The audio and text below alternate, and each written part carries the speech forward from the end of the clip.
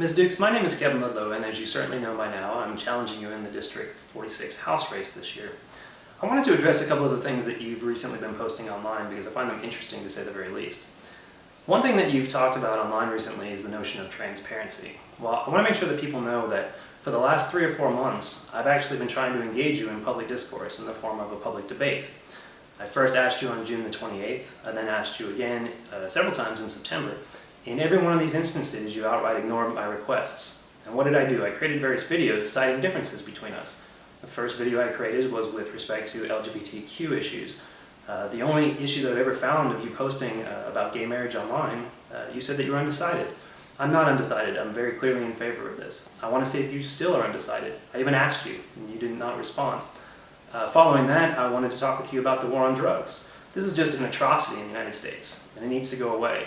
As far as I can tell, not only do you not support ending the war on drugs, but you also don't even support medical marijuana. This is a pretty big deal, I think to Austin voters in particular. So if you want to talk about transparency, I would be more than happy to meet you at any time in any location to discuss these issues publicly. But that's up to you because it doesn't seem that you're actually interested in doing that. Going beyond that, I want to discuss this issue with the TEC report. The purpose of any campaign, of course, is to allow people in the district, to allow constituents to determine who better fits, who's a better representative for them in the area. Now, I recognize that you're riding on 19 years of incumbency. I recognize that, I certainly do. But the fact of the matter is that you are not above the law. You are not above the rules that the Texas Ethics Commission puts forward. Now, I had to post all of my earnings. Everybody else in the area had to post theirs too, and everybody else managed to get them in on time. I would also point out that you actually did file the candidate office holder one on time. So you certainly knew that it was due, and you just chose not to file the one that actually had all the campaign finance information in it. Most interesting to me, of course, is the fact that you actually posted online that you shouldn't have to do this because you wouldn't have to do it if somebody weren't challenging you. Well, I'm very sorry to have inconvenienced you, but the fact of the matter is that in the democratic process, anybody's free to challenge somebody else if they don't think they're doing a very good job. I don't think you're doing a very good job. I specifically don't like the fact that you're uninterested in debating very simple issues with me. So there's that.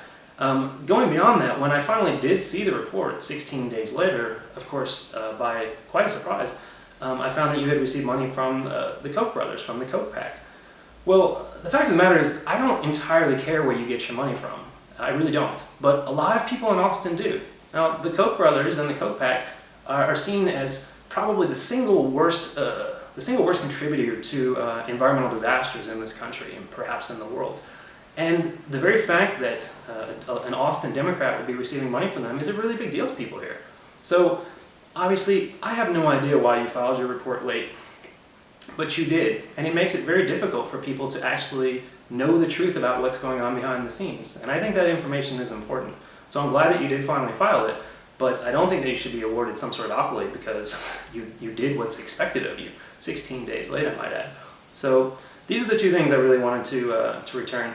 I'd also like to offer out there again, if at any point, even in the next week or so, you'd like to get together and sit down and discuss the topics that I've already brought up, or other topics perhaps that you might be interested in discussing, I would be more than willing to meet you anytime, any place, in any public forum. I've even said that I would be happy to pay for the venue so we can discuss these matters publicly. So you have my contact information. Please feel free to be in touch anytime. Thanks very much.